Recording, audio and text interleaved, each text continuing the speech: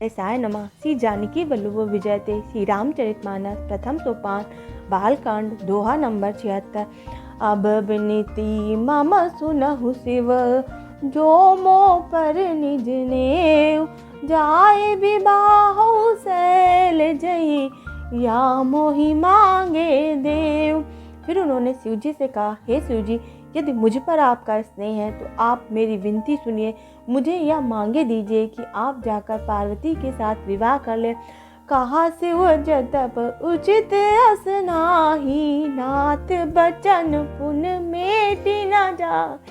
सिर धर आयुष करिय तुम्हारा, परम धर्म यह नाथ मारा। शिव जी ने कहा, यद्यपि ऐसा उचित नहीं है, परंतु स्वामी की बात को भी मेटी नहीं जा सकती है। हे नाथ, मेरा यही परम धर्म है कि मैं आपकी आज्ञा को सिर पर रखकर उसका पालन करूं। मातु पिता गुरु प्रभु के बानी, बिन नहीं विचार करिय शुभ जानी। तुम सब भांति परम हितकारी, आज्ञा सिर पर नाथ तुम्हारी। माता पिता और गुरु और स्वामी की बात को बिना ही विचारे शुभ समझकर करना चाहिए। फिर आप तो सब प्रकार से मेरे लिए परम हितकारी है। हे नाथ, आपकी आज्ञा मेरे सिर पर है। प्रभु तो शिव सुन शंकर बचना, भगत विवेक धरा जुत रचना। कहा प्रभु हर तुम्हार पन रहु, अब उर राखेहु जो हम कहु। शिव जी की बात ज्ञान और धर्म से युक्त वचन रचना सुनकर प्रभु रामचंद्र जी संतुष्ट हो गए। प्रभु ने कहा, हे हर, आपकी प्रतिज्ञा पूरी हो गई। अब हमने जो कहा है उसे हृदय में रखना। अंतर ध्यान भय अस भासी, शंकर सोई मूरत उर राखी। तब ही सप्त ऋषि शिव पही आए, बोले प्रभु अति बचन सुहाए। इस प्रकार कहकर श्री रामचंद्र जी अंतर्ध्यान हो गए। शिव जी ने उनकी वह मूर्ति अपने हृदय में रख ली। उसी समय सप्त ऋषि शिव जी के पास आए। प्रभु महादेव जी ने उनसे अत्यंत सुहावने वचन कहे। पार्वती पही जाई तुम, प्रेम परीक्षा लेऊ। गिरिये प्रेर पैठऊ भवन, दूर करहु संदेव।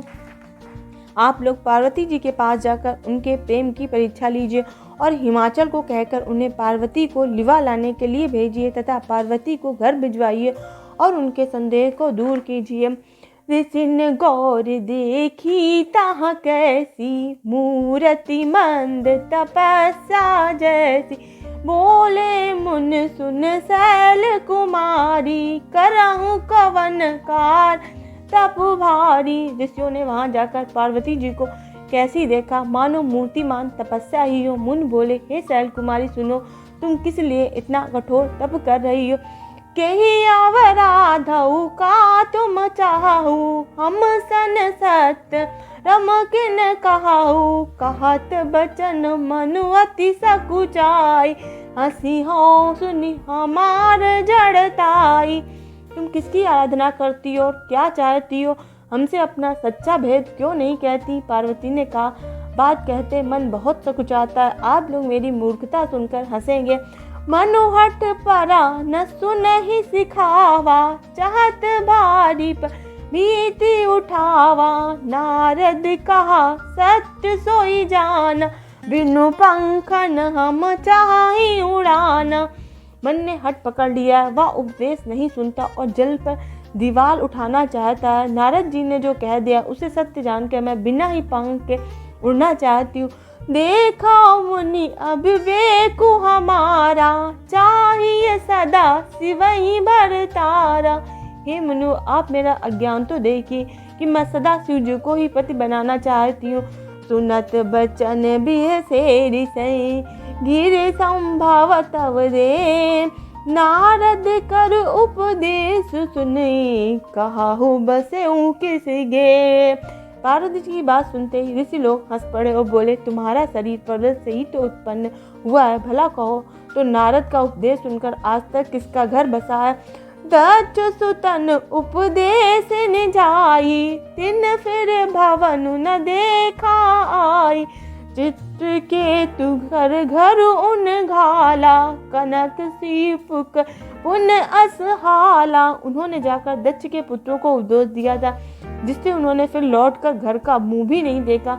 चित्रकेतु के घर को नारद ने ही चौपट किया। फिर यही हाल हिरण्यकशिप का हुआ। नारद सीख जे सुनहि नर नारी, अवसो होई तज भवन भिखारी। मन कपटी तन सज्जन चीना, आप सरिस सबहि चाकीना। जो स्त्री पुरुष नारद जी की सीख सुनते हैं वह घर बाहर छोड़कर अवश्य ही भिखारी हो जाते हैं। उनका मन तो कपटी है, शरीर पर सज्जनों के चिन्ह हैं, वे सभी को अपने समान बनाना चाहते हैं। तेहि के बचन मानि विश्वासा, तुम चाहो पति सहज उदासा। निर्गुण निलज कुबेश कपाली, अकुल अगे दिगंबर ब्याली। उनके वचनों पर विश्वास मानकर तुम ऐसा पति चाहती हो जो स्वभाव से ही उदासीन, गुणहीन, निर्लज्ज, बुरे वेश वाला, नर कपालों की माला पहनने वाला, कुलहीन, बिना घर बार का, नंगा और शरीर पर सांपों को लपेटे रखने वाला। कहाऊं कवन सुख अस भरु पाए, भल भूलूं ठग के बौराए। पंच कहे सिंह सती बिहाई, पुन अवडेर मरायन ताई। ऐसे वर के मिलने से कहो तुम्हें क्या सुख होगा। तुम उस ठग नारद के बहकावे में आकर खूब भूली। पहले पंचों के कहने से शिव सती से विवाह किया था, परंतु फिर उसे त्याग कर मरवा डाला।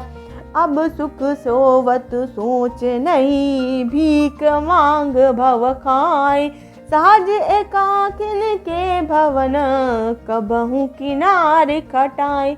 अब शिव को कोई चिंता नहीं रही, भीख मांगकर खा लेते हैं और सुख से सोते हैं। ऐसे स्वभाव से ही अकेले रहने वालों के घर भी भला क्या कभी स्त्रियां टिक सकती हैं। आज हमने आपको बालकांड का दोहा नंबर 76 से लेकर दोहा नंबर 79 तक अर्थ सहित चौपाइयों का वर्णन किया है। अगर आपको हमारी चौपाइयाँ पसंद आ रही हो तो आप हमारे चैनल को लाइक करें, शेयर करें, सब्सक्राइब करें। जय सीताराम।